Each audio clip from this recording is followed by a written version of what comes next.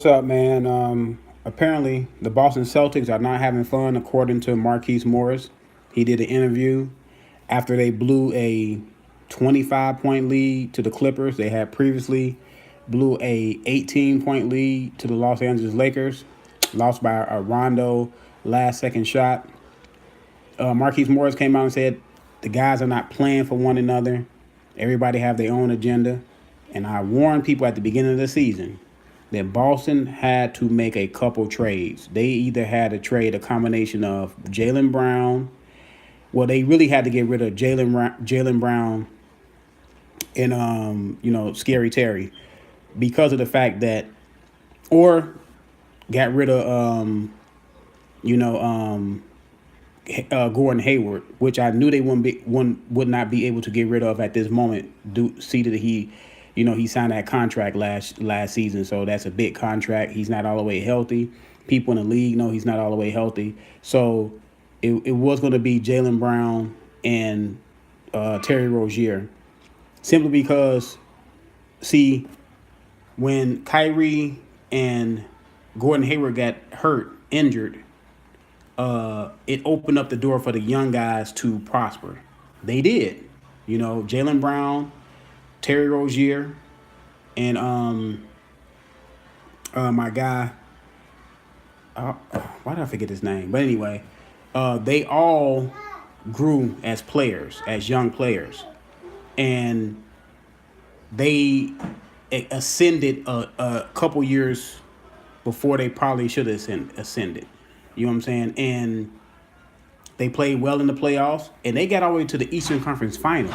See, they didn't get knocked out in the first round. See, it would have been different if Boston would have got knocked out in the first round. The young guys would have been like, okay, yeah, we definitely need Gordon Hayward and Kyrie to win. Because when young people, when they get success, man, it's hard to bring them back down, a level. Once they get up a couple levels above their, above where I think that Jaylen Brown and Scary Terry should have got above. And it's hurting the Celtics now. You know what I'm saying? I do not think that they can move forward with this same group next year. It may be all right for this year. This year, I don't even think they're going to get to the Eastern Conference Finals. The Milwaukee Bucks are better. They added Nikola Mirotic. 76ers are much better. They added Jimmy Butler and Tobias Harris over the last couple two months. First they added Jimmy Butler 2 months ago or a month ago or whatever, and then they brought in Tobias Harris last week, and they are better. The Toronto Raptors added Marc Gasol. They are better.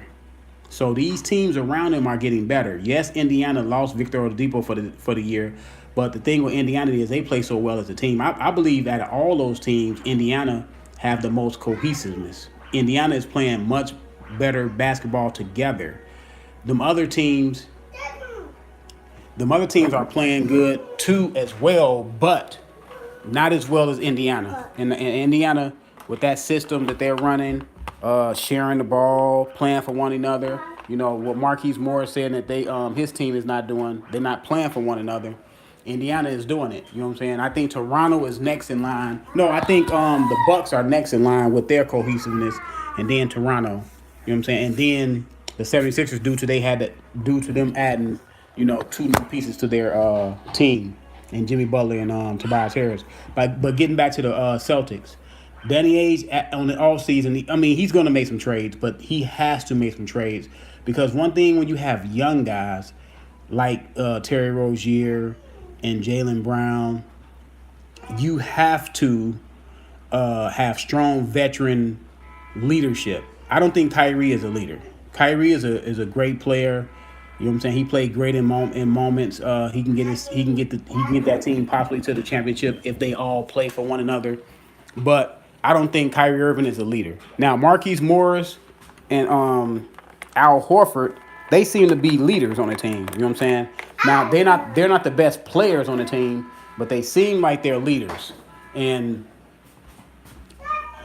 Kyrie At the beginning of the year, he said that he will be back if the Celtics fans will have him or the Celtics organization would have him. But then he said recently that he don't owe anybody nothing. He's gonna do what he wants to do. So he's like all over the place. It's broke. It's broke. It's broke. It's broke. I gotta fix it. I'm telling you, I'm about some glue. But now he's all over the place with his comments, whether he want to come or stay. So Danny Ainge got to deal with that also. But Boston, man, I mean, they just have to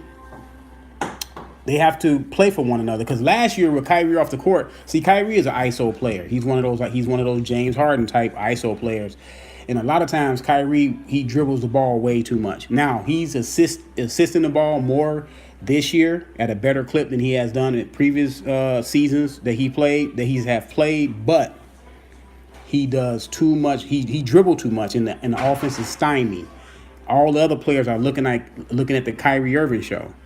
So to me, it's upon Kyrie Irving to get those young guys involved, because Kyrie, you can get yours whenever you want to get yours. We already know that you can get yours whenever you want to get yours. You have to get all those other guys involved, you know what I'm saying, in the play, and make them feel like they're part of the team. Now, last year, like I said, they were passing the ball, moving the ball around. Everybody's getting touches. Because one thing about a team is everyone has to feel like they are a part of something, or they are a part of the play. You know what I'm saying? That the play can possibly go to them if X, Y, and Z happens. You know what I'm saying? They can't come down the court, especially in basketball where you play two ways, and you are a decent offensive player and you know that you can score, you know what I'm saying, on guys, and you're not getting the ball. That's going to carry on to the defensive end. Then you're going to see guys not playing defense well. That's why Marquise Morris and Jaylen Brown got into a little pushing match on the sidelines during a timeout, because Jaylen Brown did not get back on defense. See, this is all culminating with the offensive end. Like, my son has a team. He's been playing basketball, and you even see it with the younger guys. When they feel like they're going to get some shots and get the dribble the ball, get the ball passed to them, they have much more energy on defense. If guys are not touching the ball, they feel like, what am I running up and down the court for? What am I running up and down the court for if I'm not going to receive the ball, or I'm not going to be involved in the play? So I don't know how far, you know what I'm saying, Boston can go this year. I was kind of high on Boston when it first started, when the season first started, but now I'm a little iffy with Boston. You know what I'm saying? I knew that they were gonna have some growing pains when Irvin and Gordon Hayward came back. I thought they would figure it out by now. Usually this is the time that teams, figure things out. And Boston have not figured things out yet. So that's a problem for Boston. So Brad Stevenson got a lot of work to do, man.